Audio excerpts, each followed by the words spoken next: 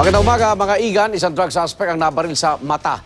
Habang isang operatiba naman ang pulisyang tinamaan sa ulo sa isang engkwentro sa Tondo, Maynila. Darito unang balita ni Mav Gonzales.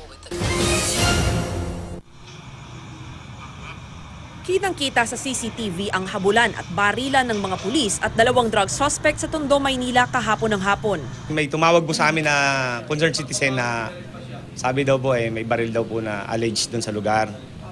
Tapos po, nagpa-dispatch po ako ng tao, ang operatiba natin doon para i-verify po. Pagdating ng mga pulis sa H. Lopez, Corner 1, Luna Street, nakita nila ang suspect na tumutugma sa description na itinawag sa kanila. Naka-t-shirt, pantalon, sombrero at jacket na nakatali sa bewang. Sa CCTV, makikitang kausap ng isang operatiba ang suspect na kinilalang si alias Pong. Sinubukan niyang kapkapan ito pero pilit inilalayo ng suspect ang katawan niya. Nakapa ko yung mango niya at agad niyang hinawakan yung mango ng baril niya at nagpambuno na po kami. Nung nahugot niya yung baril niya, agad niya po akong pinutukan kaso hindi po pumutok yung baril niya. Tumakbo na palayo ang suspect at hinabol siya ng dalawang operatiba. Habang tumatakbo, nagpapaputok pa rin ng suspect kahit pa maraming tao sa kalsada. Di ako makaputok gawa nung maraming dumadaan na tao saka mga jeep. Maraming tao eh. Then nung nagkaroon ako ng chance para gantihan siya ng putok, natamaan ko siya bandang kanan na mata.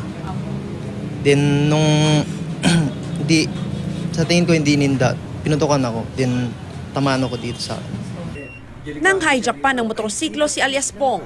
Kasalubong ko siya. May hawak na baril. Tapos nung pakyat na po ako, hinatak niya ako sa damit. Sabi niya, iatid mo ako. Tapos yun. Tapos umupo na po siya sa motor ko. Tinutukan ka niya? Sa likod po dito, sabi niya, babakiling kita. Bilisan mo, babakiling kita. Nagpababaraw sa Mayriles ang suspect at tumakbo patakas. Naaresto naman ang kasamahan ng suspect na si Ryan Cedilla na kasama nitong nakatambay sa kanto. Ayon kay Cedilla, nasa lugar sila ni alias Pong para umiskor ng shabu.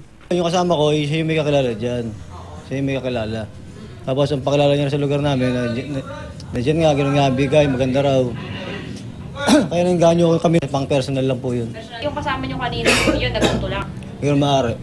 Nakuha sa kanya ang ilang sachet ng hinihinalang shabu, isang kalibre 38 at mga bala. Patuloy naman na hinahanap ng pulisya si alias Pong na may tama na sa mata. Ito ang unang balita sa Maynila. Mav Gonzales reporting.